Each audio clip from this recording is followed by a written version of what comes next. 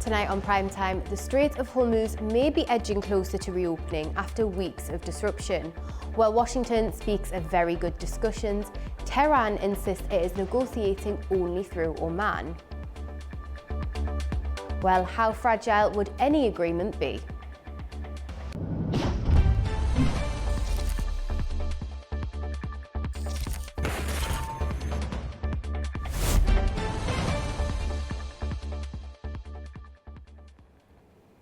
Thanks for joining us. I'm Katie Wilson.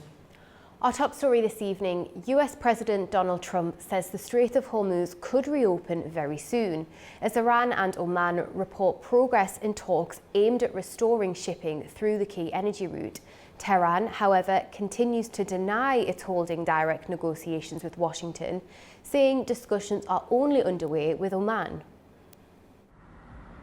Iran says negotiations with Oman on reopening the Strait of Hormuz are making progress, raising hopes of easing tensions and restoring traffic through the key energy route.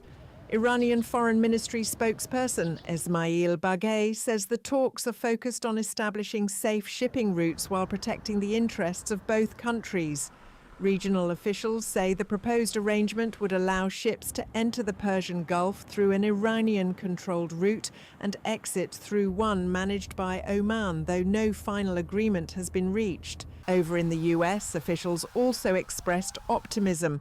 Treasury Secretary Scott Bessent says a breakthrough could come soon, adding that reopening of the waterway would restore freedom of navigation and help stabilize global energy markets. President Donald Trump says the talks have gone well, but warns Iran of severe consequences if negotiations fail. We're having very good discussions. They don't like to admit that, but it's a little bit disconcerting. You tell people like you, we're having wonderful discussions, and then some guy will come out of Iran and say, we have not met, we have not, it's just such a lie. All day long, you understand, it's just incredible. However, Iran denies direct talks with Washington, saying negotiations are only with Oman. Qatar says it's working alongside Oman and Pakistan to support mediation efforts. Meanwhile, US Central Command says 451 commercial vessels have been redirected under the blockade of Iran since mid-July. Separately, the US says it's used a significant share of its long-range precision missiles during the Iran war, though officials say military capabilities remain intact. The Strait of Hormuz normally carries around 1/5 of global oil and gas shipments, making any agreement to reopen the waterway significant for energy markets.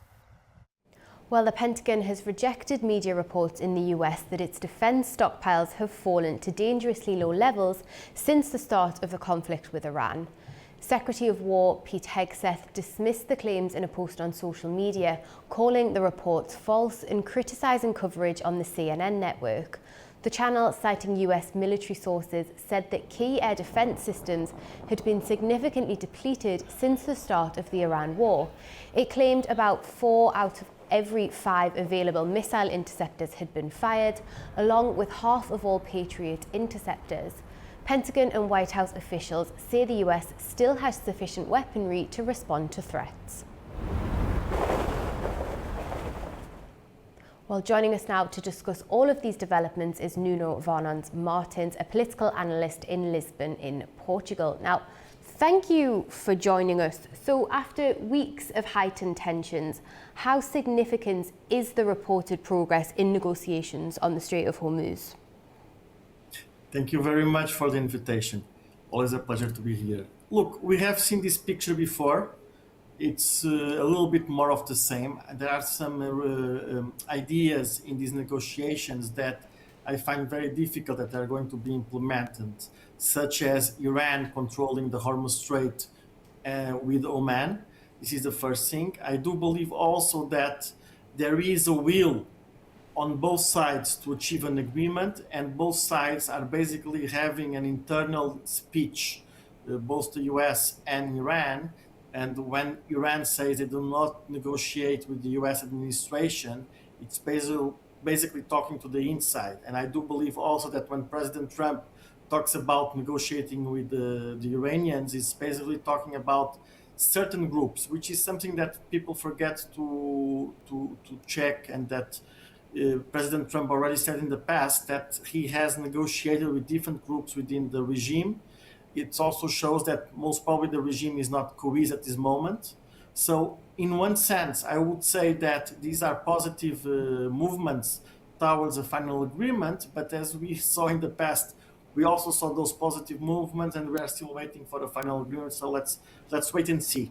Yeah, and we've got these conflicting narratives here, haven't we? We've got Iran insisting it's not holding direct talks with Washington, whilst President Trump is saying discussions are going well. How should we be interpreting this?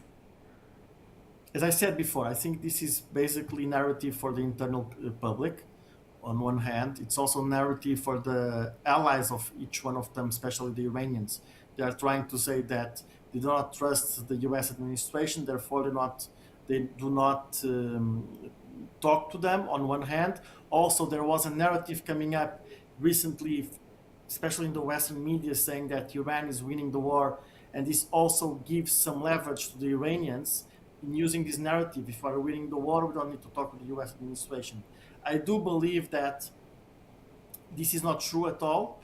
There are some parts in the Iranian regime who are really delivering with the U.S. administration. I do believe that the U.S. has problems. We could see that already in certain news, even though I don't think that those news are a little bit skeptical about the capabilities that the U.S. have. But somehow there are some problems in those capabilities, and we also saw that in Ukraine and the lack of delivery from the U.S. to the Ukrainians. So the question is this: I think that still the stick is with the U.S. I think that when President Trump says that the U.S. administration is negotiating with the Iranians, they are negotiating with the Iranians, with Pakistanis, and with the Omanis and with the Qataris. This is a fact. And when the Iranians say they don't talk with the U.S. administration, they're just saying that for internal consumption on one hand, on the other hand, to feed the narrative that they are winning this war. And let's talk a bit more about Oman, Qatar, Pakistan, as you mentioned. So what role are they playing in these negotiations, and how come they've become the preferred mediators? Well, mediator has to be a mediator for both sides.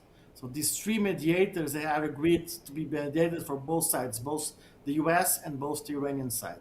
This is why they are involved. This is why they are very much involved, especially if you see to the case of Pakistan, which is a country that doesn't have any track record on diplomacy or mediating any conflict. On the contrary, it has a conflict with India.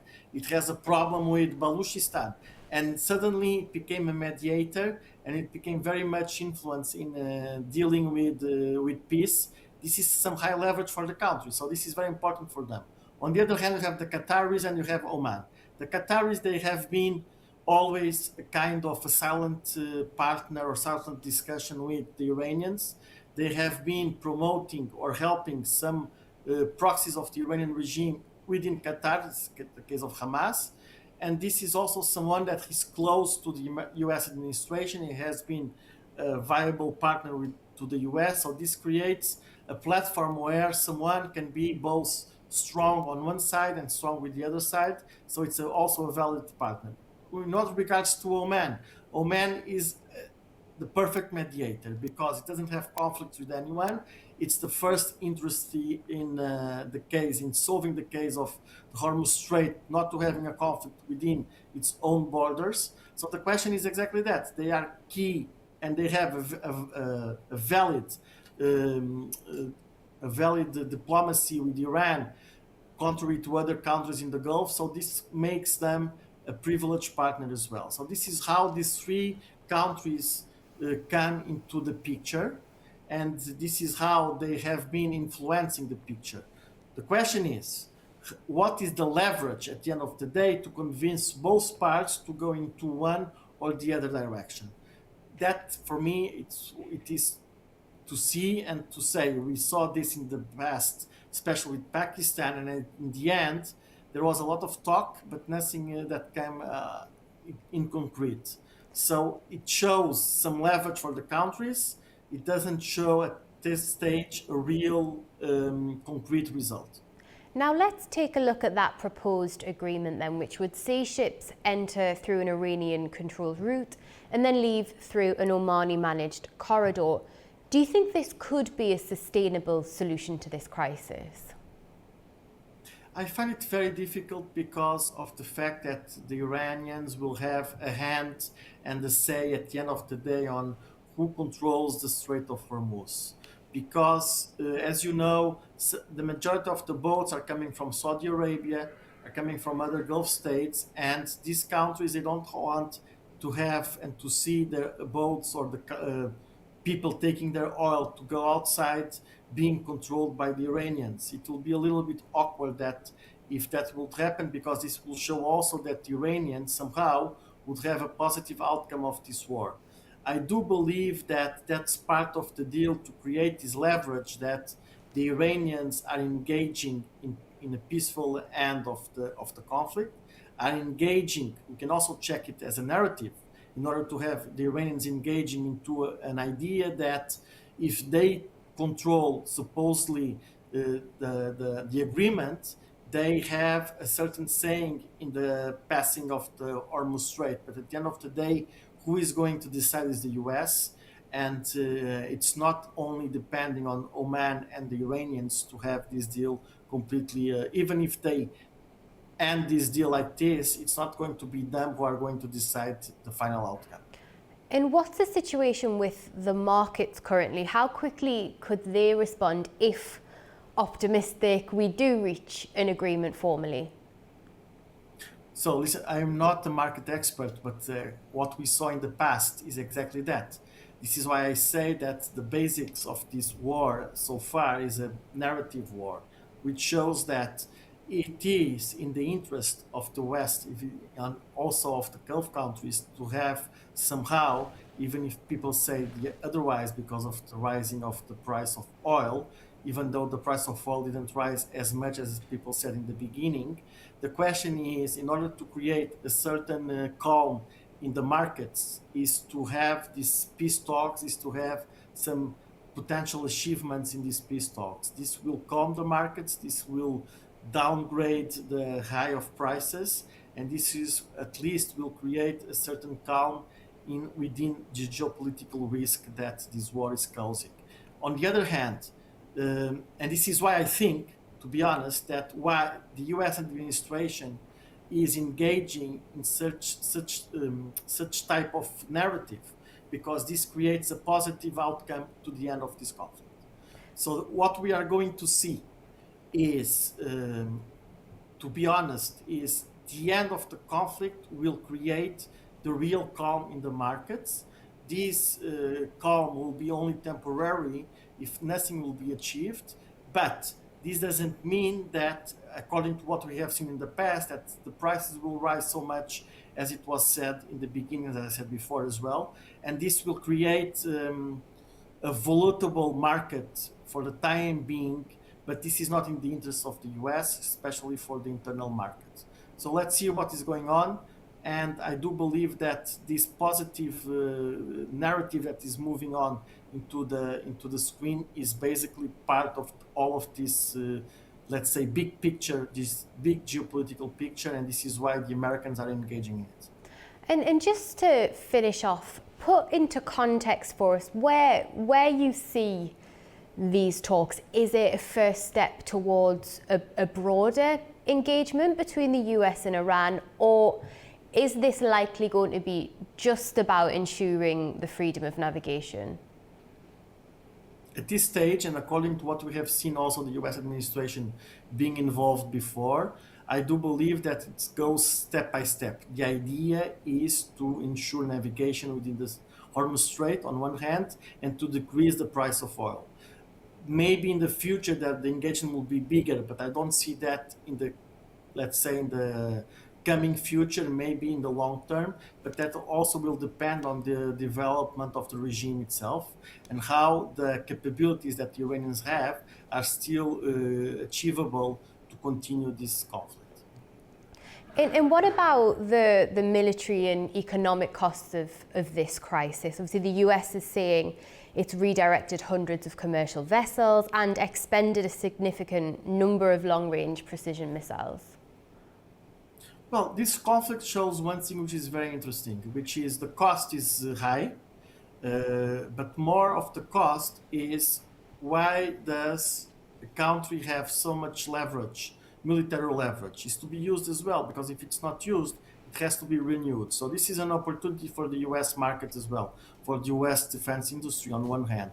On the other hand, it's also true that it doesn't mean that this renewal can be done in such a short leverage. Now, the question is, if we do believe the international media, especially the American media, that says that the American defense industry and the American army is really having some problems in getting some material to continue the war in such a way that is creating problems to the army itself, or it's still not that bad. So this is we need to know. We just saw before on the screen that Secretary of State Peter Hegseth said that it's not true what CNN is broadcasting. So the question is exactly that.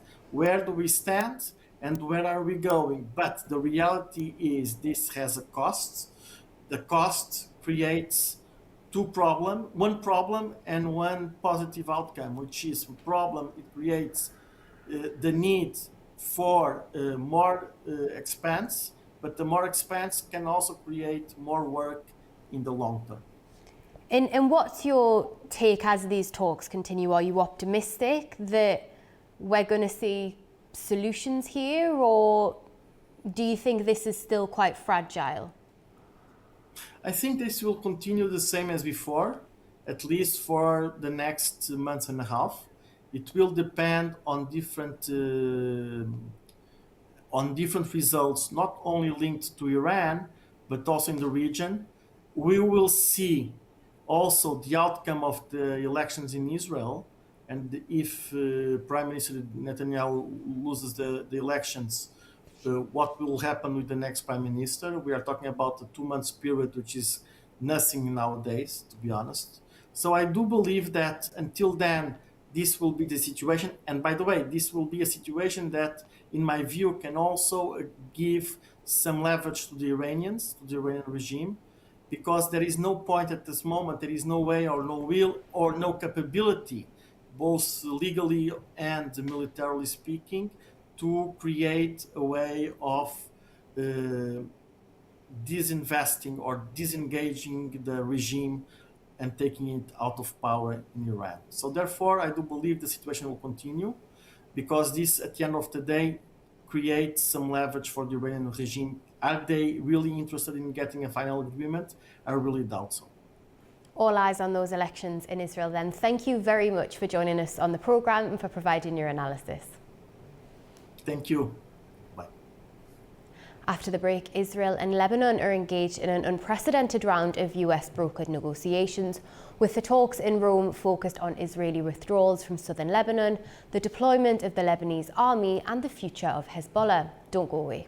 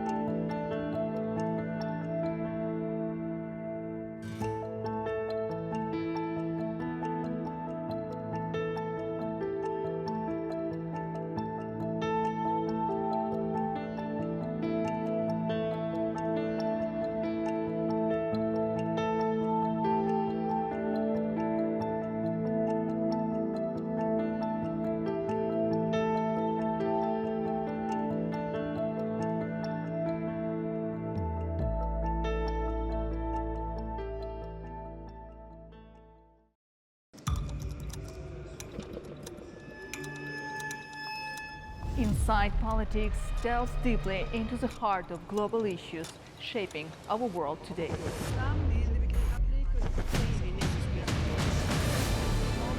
join me for your go-to source of political analysis from across the region and beyond.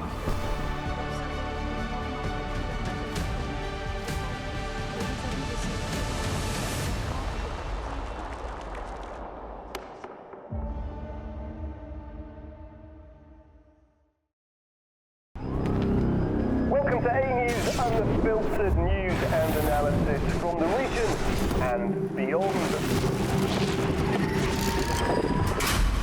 From Washington to Beijing, Tehran to Kabul, to Tbilisi to Tashkent. Hello, I'm J-Dad. Challenges. Today is the third. We're with you 24/7, taking you live to the front lines of the day's biggest stories. Welcome to Gabala. I'm here. Azerbaijan and Armenia.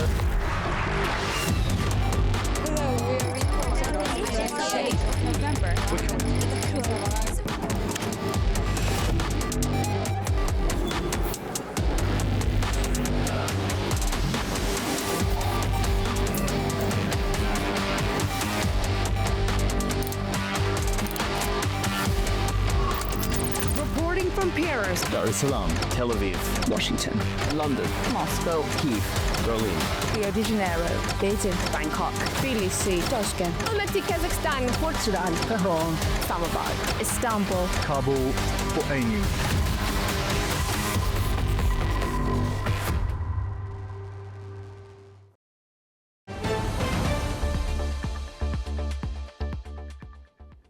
Welcome back, you're watching Primetime. Israel and Lebanon are continuing an extraordinary diplomatic process with US mediated talks in Rome seeking to advance Israeli withdrawals from southern Lebanon, strengthen the deployment of the Lebanese armed forces, and move towards a more permanent security arrangement. While optimism has grown in recent weeks, major questions remain over Hezbollah's future, border security, and whether both sides are prepared to turn a fragile framework into lasting peace. Joining us now is Asha Friedman, Executive Director of the Misgav Institute for National Security. Thank you for joining us on the programme this evening. Now, Israel and Lebanon have held several rounds of direct US-mediated talks, something that would have seemed unthinkable not long ago. How significant is this breakthrough?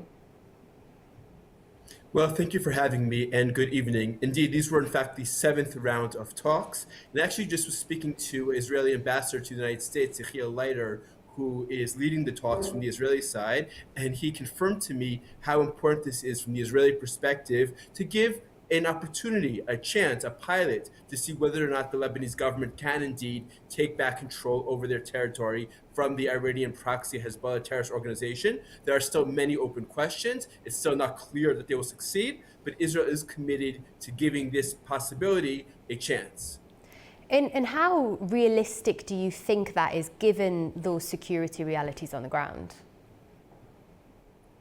To be frank, the UN Security Council resolution in 2006 already mandated that there be no armed militias other than the Lebanese armed forces south of the Litani River.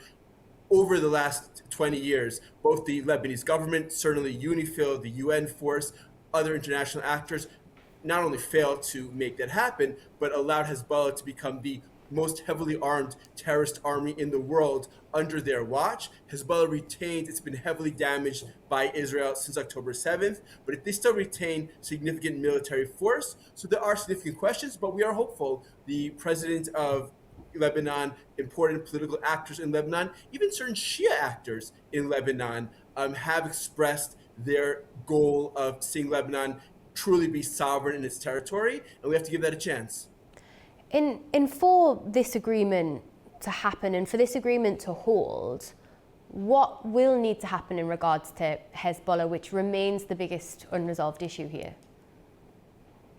Look, from Israel's perspective, we cannot have Hezbollah forces ideally nowhere in Lebanon, but certainly not south of the Litani. We've had hundreds of thousands of Israeli families, children who are unable to return to their home because of ongoing security threats from Hezbollah. The ability of Hezbollah to fire rockets and drones when I served in Lebanon in the reserves, we found huge stores of Hezbollah weapons, rifles, missiles, a kilometer from the border. They weren't being stored there for show. They were being stored there to be used. So the big question is the Lebanese government going to be able to force Hezbollah to retreat from that area? Are we going to have a demilitarized area with only the Lebanese army as the sole armed force in that area? That is Israel's demand. Whether or not the Lebanese government can do it remains a very open question. We very much appreciate Secretary Rubio's efforts to facilitate these negotiations. I think it's, as you said, it's a real breakthrough. It would have been unimaginable beforehand, the talks themselves. We'll have to see what their conclusion is.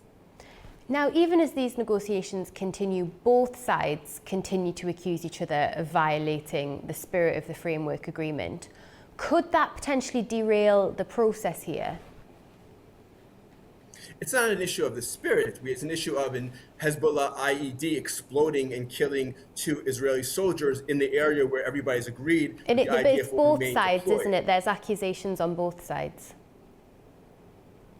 That may be, and we're not, Israel can't take responsibility for what Hezbollah says, but Israel can be very clear about its principle that in the areas where we've agreed that the IDF will remain, we will not tolerate any kinds of threats, neither on the IDF servicemen and women in those areas, or certainly not on Israeli communities. And as the negotiations continue in very good faith, and as I said, Ambassador Leiter told me personally that he very much would like to see these negotiations succeed, Israel will absolutely stand on its red lines and ensure that its servicemen and women and its civilians remain safe.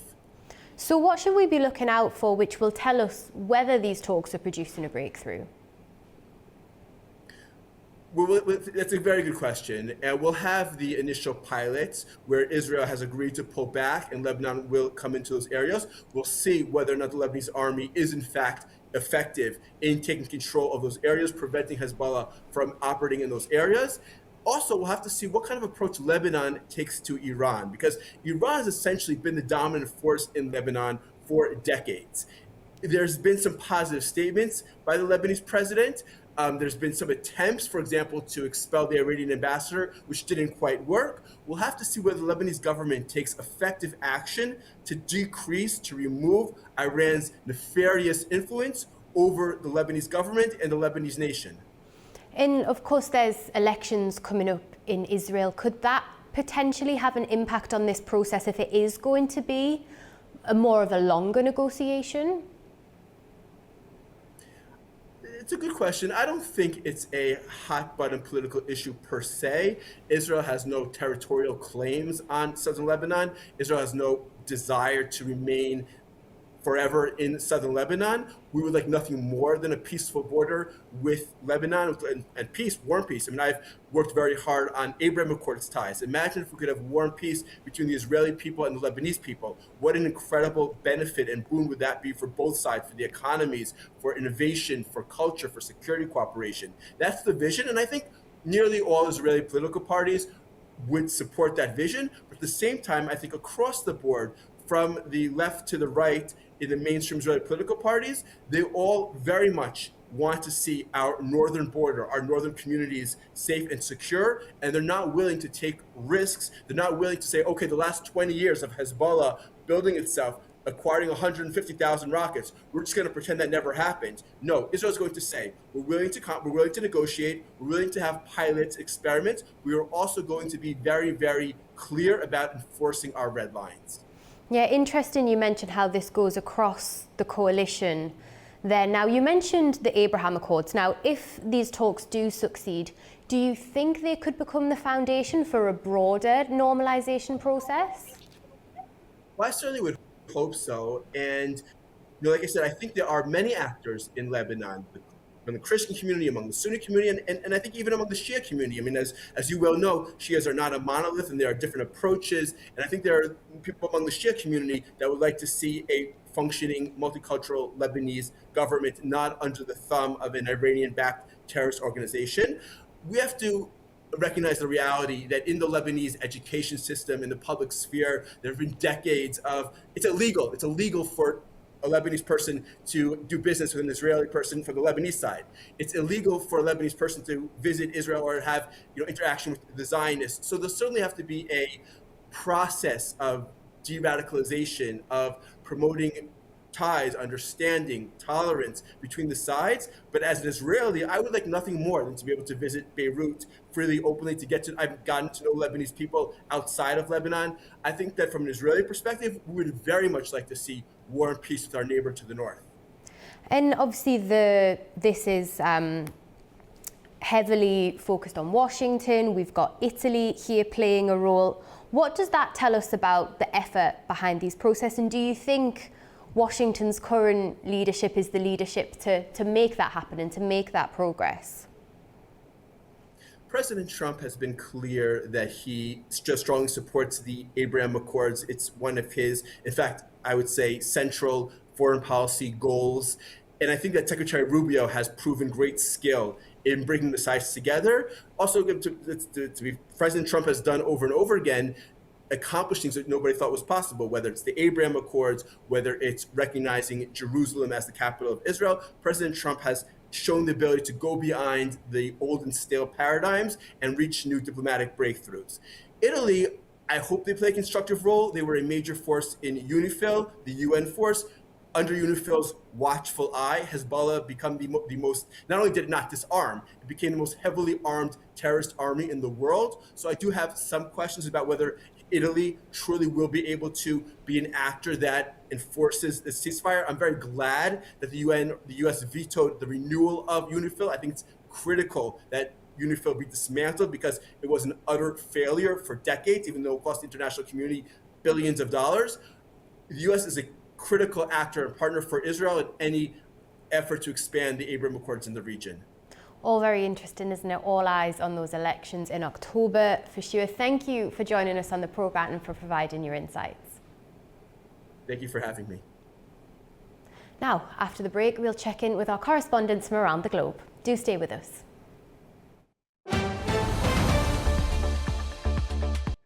Welcome back. You're watching Primetime. In Brussels, another crisis is testing Europe's collective response. EU members have broadly backed stronger external border controls after more than 70,000 people entered Spain's Ceuta territory from Morocco. At least 75 people died during the crossings, prompting criticism of Madrid and calls for its suspension from the Schengen zone. William Denslow reports from Brussels. The initial developments in Ceuta, with thousands of people crossing the border into the Spanish territory in North Africa, was met with fierce criticism from a number of EU member states. Italy threatening to suspend Spain from the free movement Schengen agreement. France also threatening to bolster its security along its borders with Spain as well. However, there has been praise subsequently on the announcement from Spanish authorities that roughly 70,000 of the 72,000 or so people that had crossed into Ceuta had returned to Morocco. Now, this comes as interior ministers from across the bloc gathered for an emergency meeting on Tuesday, where they had the opportunity to discuss a 5-point plan put forward by Ursula von der Leyen and the European Commission. Now, this included several proposals, including an early warning system to prevent situations like this transpiring in the future, better cooperation with non-EU countries, so like that of Morocco, also better targeting of smuggling operations, as well as reinforcing returns. This comes, as we've heard from Greece's Prime Minister, saying that what is needed from the EU is more tools to combat what he says is the weaponization of migration. Now, there has been plenty of criticism for Madrid when it comes to its regularization campaign, which essentially saw more than 1 million applicants as part of it, really trying to give temporary work status for people, undocumented migrants in Spain. Now, that has been met with criticism from a number of other members of the European Union, some describing it as a pull factor for irregular migration. We also heard from Magnus Brunner, the commissioner tasked with the issue of migration here at the European Commission. He said that it was not a good signal for Europe. This is expected to be among a number of topics on the issue of migration, set to be central when members of the European Parliament discuss this issue on Thursday. For A News, I'm William Denslow in Brussels. Now, the impact of the conflict across the Middle East is being felt far beyond the region. Anti-Semitism in Britain remains close to record levels, with nearly 2,000 incidents reported in the first half of this year. The Community Security Trust says it is the second highest total ever recorded for that period. Zainab Farzadeh filed this report. Anti-Semitism in Britain remains close to record levels, according to a new report from the Community Security Trust, a charity that advises Jewish communities on security. The organization recorded almost 2,000 anti-Semitic incidents in the first 6 months of this year, making it the second highest total ever reported for the first half of any year. Among the most serious cases was the stabbing of 2 Jewish worshippers in North London in April. Police are treating the incident as an act of terrorism. The report also highlights a series of arson attacks targeting Jewish sites in London, including the destruction of 4 ambulances belonging to a Jewish volunteer emergency service. The report says incidents increased sharply following the outbreak of the US and Israeli war with Iran earlier this year. British authorities have since accused Iran of using proxy groups to carry out attacks in Britain and across Europe. Iran has repeatedly denied those allegations. The charity's chief executive says the attacks reflect a range of threats facing Britain, including those linked to Iran, as well as Islamist, far-right and far-left extremists. Earlier this month, the UK government announced £250 million over the next 3 years to strengthen security at Jewish schools, synagogues and community centres. The policing minister, Sarah Jones, says anti-Semitism goes against Britain's values and that the government will do everything in its power to protect Jewish communities. Zainab Farzadeh, A News, Manchester, United Kingdom. A major rescue operation in the English Channel has again highlighted the dangers facing migrants attempting to reach the UK. Anita Sharma reports. Welcome to This Day in Europe, where another dramatic rescue in the English Channel highlights the dangers and the persistence of migrants trying to reach Britain. French and British rescue teams saved 157 migrants after the engine of an overcrowded inflatable boat caught fire Tuesday morning in the Strait of Dover.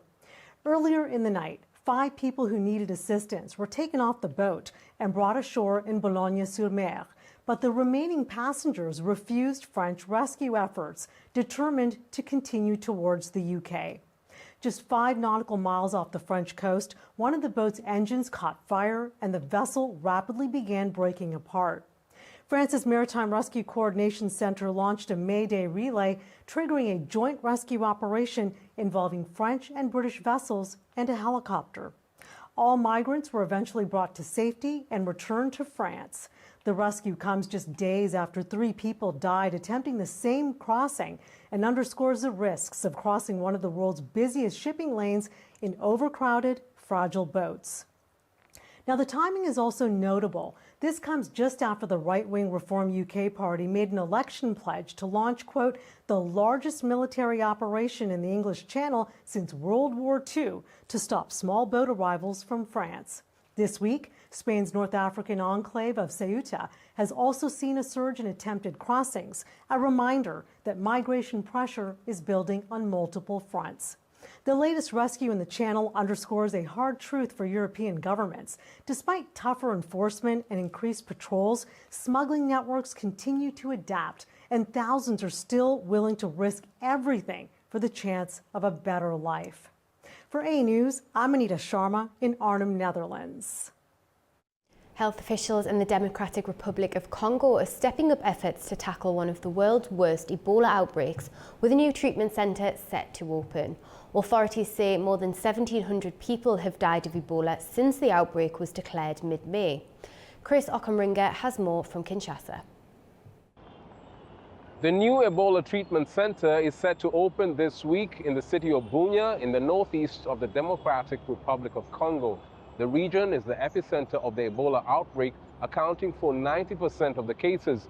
Officials say the treatment center has a capacity of 100 beds and will employ 300 staff. The center was built to contain the fast-spreading outbreak. The World Health Organization says the latest Ebola outbreak in the DRC is now the world's second largest, following the West Africa outbreak of 2014 to 2016. Insecurity caused by armed groups and community mistrust has seriously hampered response efforts. The outbreak is being driven by the rare Bundibujo strain of Ebola, for which there is currently no approved vaccine. Scientists in the United Kingdom and Canada are conducting the first human clinical trials to curb the outbreak and save lives. They say the experimental treatments show promising results. Chris Ochamringa for A News in Kinshasa. Afghanistan has rejected allegations by Chinese and Pakistani officials that armed groups are using Afghan territory to threaten neighbouring countries. However, both countries have agreed to strengthen counter-terrorism coordination with Kabul. Our correspondent Tamim Bahis has the details. Afghanistan says it does not pose a threat to any neighbouring country. That's the message from Kabul's chief spokesperson Zabiullah Mujahid, who has firmly dismissed claims made by Chinese and Pakistani representatives that militant groups are operating from Afghan soil. Mujahid said Afghanistan is secure and its territory is not being used to launch attacks against other countries. He added that no unauthorized armed groups are operating inside the country. He said that any concerns or what he called propaganda about Afghanistan's security were the responsibility of those making the claims. The spokesperson also said that security challenges within other countries are their internal affairs and that Afghanistan should not be blamed. His comments followed talks between Chinese and Pakistani envoys who raised concerns about the TTP, the Pakistani Taliban, and ETIM, known as the East Turkestan Islamic Movement, allegedly operating from Afghan territory. Both countries agreed to strengthen counter-terrorism coordination and diplomatic engagement with Afghanistan. Despite these differing positions, China has continued to play a mediating role between Afghanistan and Pakistan, encouraging dialogue to reduce tensions and improve regional stability. Tamim Bahis in Kabul, A News. Pakistan and the United States have reaffirmed their counter-terrorism partnership following high-level talks in Washington. Both sides agreed to strengthen border security and disrupt militant networks amid renewed attacks in Pakistan. Mariam Zia has the details from Islamabad. Senior officials from Pakistan and the United States met for the fourth bilateral counter-terrorism dialogue in Washington on Tuesday, reaffirming their partnership.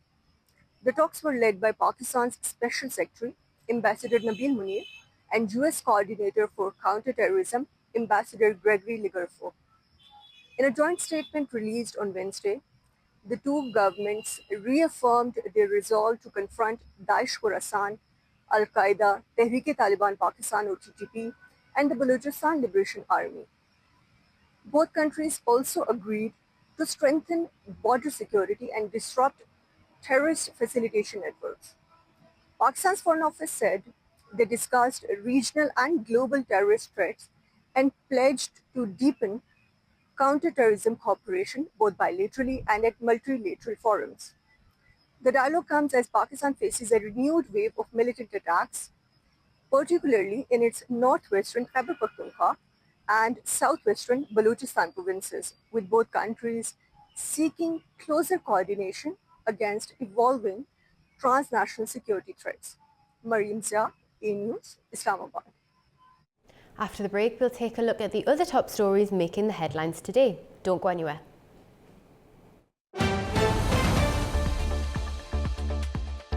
Welcome back, you're watching Primetime.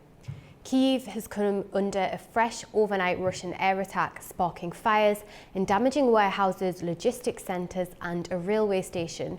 Russia also reported Ukrainian drone strikes on commercial and industrial sites in the Tula region.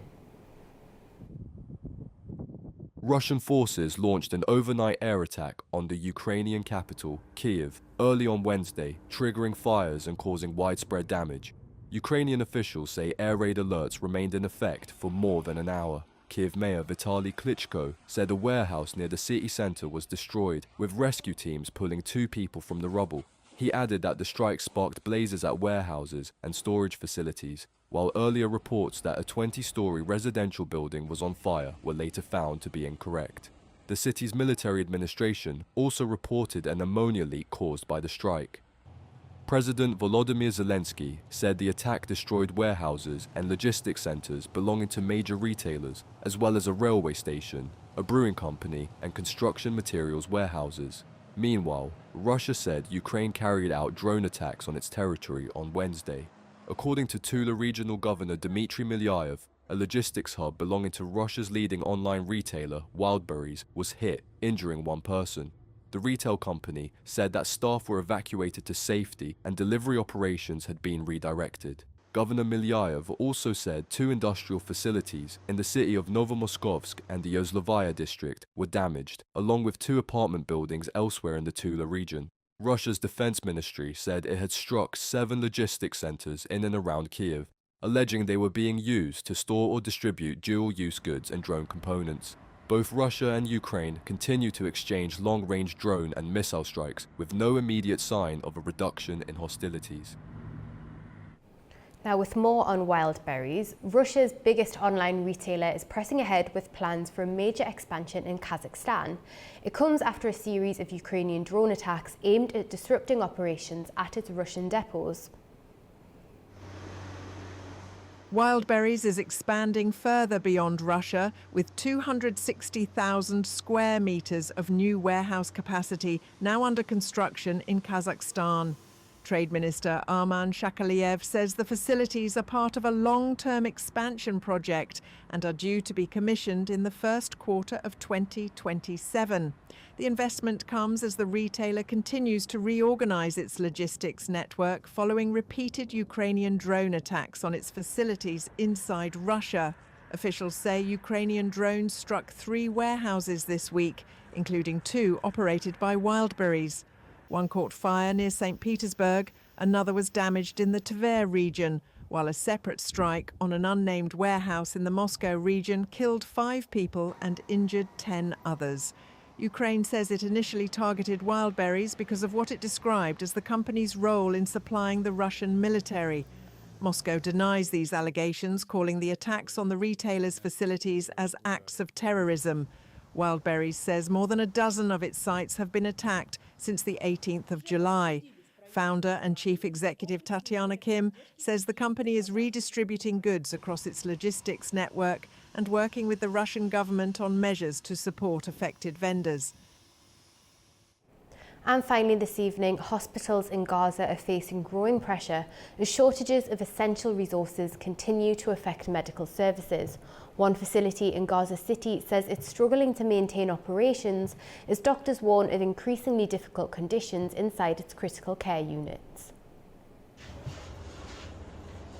A severe shortage of generator fuel and medical supplies is worsening the humanitarian situation in Gaza. At the Patients' Friends Association Hospital in Gaza City, doctors say limited fuel supplies have forced them to reduce electricity use. This has meant generators being shut down for several hours each day to preserve what remains. At times, particularly during the night, we are forced to work under very difficult conditions, including in complete darkness. This also causes temperatures to rise because the air conditioners stop working in this enclosed area. In addition, the repeated power outages damage electrically powered medical equipment, particularly the incubators, which require a high electrical load to operate.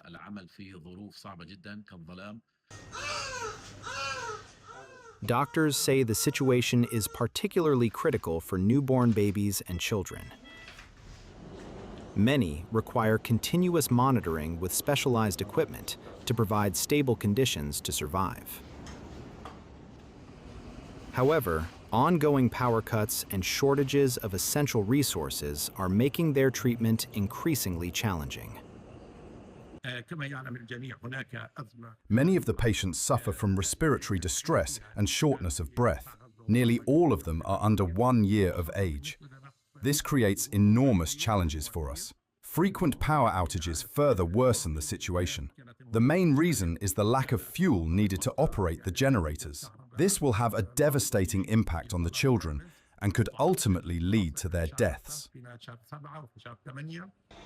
The hospital is calling for urgent international assistance to ensure fuel and medical supplies can reach Gaza to allow for the continuation of essential health services. That's all we've got time for tonight on Primetime. Thank you for watching from all of us here in the studio, and have a safe and restful evening. Good night.